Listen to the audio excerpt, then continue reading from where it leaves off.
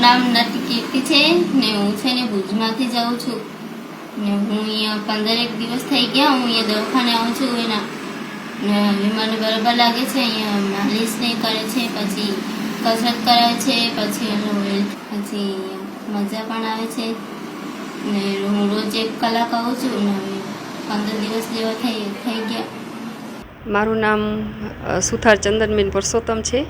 હું હાલ ભુજ રહું છું અને સમસ્યા તમારી 20 વર્ષથી છે અને ચોર મને હમણાં 15 વર્ષથી મળ્યો છે. પણ 15 વર્ષથી હું કચ્છ હોલની, મુંદ્રા, લેવા પટેલ, બધા ભુજના નવા મોટા બધા ફિઝિશિયન બધા પાસે મેં દવા લીધી, ફિઝિયોથેરાપી કરાવી. પણ પછી લાસ્ટમાં મને આ બેનનો મળ્યો રહ્યું તો હું અહીંયા આવી દિવાળી પહેલાં. પછી આ બેન પાસે આવી, ડૉક્ટર ઈવાબેન પાસે. તો એમને મને કહી દીધું તમારી જૂની સમસ્યા છે. પછી એમ કરીને એ કે મહિનો દી આવવું પડશે. જૂનું બધું મેં તો બેન 100% મટી જશે. અને પાછી સાથે મને ડાયાબિટીસ, પ્રેશર અને એ સાથે મને આમ હેલ્થ વિશે પણ મને રેમેડી પણ આપી ઘર વિશે. પણ એ બહુ સારું છે. તો આજે 10-15 દિવસથી આવું છું, 15 દિવસ થયા. તો મને તો અહીંયા સર્વાઇકલની મારી તકલીફ છે ને, તો અહીંયા મગજમાંથી લોહી ન પહોંચે, ઓક્સિજન ના આવે, આ બધું દુખે. પછી એવી બધી અલગ એમની ટ્રીટમેન્ટ હોય, નેચરલ થેરાપીની બધું કરે પડ્યા. સારું કરે છે બેન, બરાબર છે, બહુ સારું છે. 30-40% જેવું જૂનું છે ને. મારા 20 વર્ષ પહેલાં હું બહુ હાઇબ્રોન પાર્લર કરતી હતી ને, ડોક નમાઈને કન્ટિન્યુ કામ કર્યો હતો ને મેં, તો અહીંયા કને નસ દબાઈ ગઈ. એટલે હવે એમ થોડુંક ટેન્શન ફ્રી થઈ ગઈ કે હવે સારા બેન મળ્યા છે, એમના પાસે મને 100% રિઝલ્ટ મળશે. ને એટલે હું ભુજથી 10 વર્ષથી બધે ફિઝિશિયન પાસે ફરું છું, રખડું છું, એલોપેથિક પાસે કે આયુર્વેદિક બધે પાસે. પણ મને ક્યાં એવું સારું રિઝલ્ટ ન મળ્યો, આ બેન પાસે મળ્યો છે. ડૉક્ટર ઈવાબેનની હું ઘણી આભારી છું. હું કહું છું કે તમે મારા વાગે પીડાતા હો તો એકવાર તમે જરૂર ડૉક્ટર ઈવાબેનની મુલાકાત લો ને આવો અહીંયા કને. મારું નામ જયશ્રી સુરેશ ઠક્કર ને અમે અહીંયા કને સામે જ રહીએ છીએ. મારા પગ દુખતા હતા એટલે હું આમની પાસે, ઈવાબેન પાસે આવી છું. એ મને હમણાં 4-5 મહિનાથી હતી. મને છે ને પગ ચાલવામાં સીધો રહેતો હતો પગ, એટલે વળતો નહોતો જરાય ગુડા પાસેથી, એટલે બહુ જ તકલીફ થતી હતી. હાલવામાં આમ આવી રીતે હાલવું પડતું એમ, બેલેન્સિંગ નહોતી રહેતી, આમ નમીને હાલવું પડતું એમ. અહીંયા મને 10 દિવસ થયા, મને ઘણો જ ફરક છે એમ. કાંઈ 2 પગ હલકા થઈ ગયા એમ. જે મને ભારી ને અંદરથી દુખાવાને થતા ને એ બધા હલકા થઈ ગયા ઘણા. એનાથી આમ હાલવામાં હવે એ ગુડામાંથી પગ વળે છે, બધી નસો છૂટ થઈ છે. એટલે જે કડક થઈ ગઈ હતી નસો બધી હવે છૂટ થાય છે. એટલે હાલવામાં પણ હવે મને સરળતા છે. મેડમનો સ્વભાવ તો બહુ સરસ છે. અને ટ્રીટમેન્ટ પણ આપણને બધી જ જાતની એમનું સાયન્સમાં જે એમને થતું હોય કે આના પછી આ ટ્રીટમેન્ટ, આના પછી આ ટ્રીટમેન્ટ, એ બધી ટ્રીટમેન્ટો આપે છે. એક તો આ પગની ને અહીંયા કને બેન લઈ રહ્યા છે એ પહેલી ટ્રીટમેન્ટ હોય. પછી અંદર અમને શેકની હોય, પાણીના શેકની હોય, ઇલેક્ટ્રિક શેક હોય, પછી તેલની માલિશ હોય, નસના પોઈન્ટ હોય, એટલે એક્યુથેરાપી હોય. પછી આ મેગ્નેટનું, એનાથી અમને બધે મેગ્નેટનું ફેરવે, ઇલેક્ટ્રિકને સાદો. અને એવી રીતે બધી ટ્રીટમેન્ટ એમની પાસે જેટલા સાધનો છે એનાથી વારાફરતી એમને એમ ખબર હોય કે આના પછી આ કરાય, આના પછી એમ. મને રોજ ટ્રીટમેન્ટ બદલાવે કાંઈક ને કાંઈક. એટલે હું એમ કહું કે જો આપણને પોતાને ઓળખતા હોય કે આપણે હાડકામાં હવે ડૉક્ટરો પાસે જાશું તો આપણને દુખાવાની ગોળીઓ આપશે. તો દુખાવાની ગોળીથી આપણે તરત રાહત થશે, પણ એનાથી સોલ્યુશન તો નથી જ આવવાનું ને. જે આપણું સોલ્યુશન છે એ આમની પાસે આવવાનું છે કે એ જાણી શકશે ક્યાં શું રોલો છે, એના પ્રમાણે એ ટ્રીટમેન્ટ આપીને આપણનું એમ કે રસ્તો આપણો ખુલ્લો કરે છે. એમ કે આ સરસ એમ કે મૂવિંગ થતો થઈ ગયો એમ, ગુડો મારો નહીંતર થતો જ નહોતો એમ. એક પગ મારો સીધો ને એક પગ આમ ઓલો છે, જરાક ત્રાસો થઈ ગયો છે હલવામાં. કારણ કે મને ઘરમાં પણ એમ કે મારી માનું કરવાનું હોય એટલે ને અમે સ્વાધ્યાય પ્રવૃત્તિમાં જોડાયેલા, એટલે સાંજ થાય એટલે અમે ત્યાં નીકળી જઈએ. એટલે હાલવાનું ને બધું કામનું થાય જ એમ, બધું એડજસ્ટ કરવું જ પડે. તો એમાં સરસ રહે છે. પગ સારા હોય તો બધું જ કરી શકીએ ને આપણે.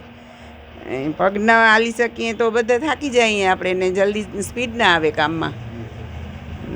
તો બહુ જ સારા છે બેન, અને સરસ ટ્રીટમેન્ટ પણ બહુ સરસ કરાવે છે બધી જ જાતની. મારું નામ ઈવા માકડ છે. હું અહીંયા 27 વર્ષથી પ્રેક્ટિસ કરું છું. પહેલાં મારા પપ્પા કરતા હતા અને પાછળ હું કહું કે ગળથુથી મેં આની જ લીધી છે એમ કહું તો ચાલે. એટલે બધાની સેવા કરવાનું મને આમે ગમે. એટલે મારા મેરેજ પછી હું ગાંધીધામ હતી તો ત્યાં હું 16 વર્ષ ત્યાં હતી, તો 16 વર્ષ ત્યાં ફીસ નહોતી લેતી. એ સેવા કરી છે. હવે બંને સાથે કરું છું તો એક મને વસ્તુ ઘણી જાણવા પણ મળી.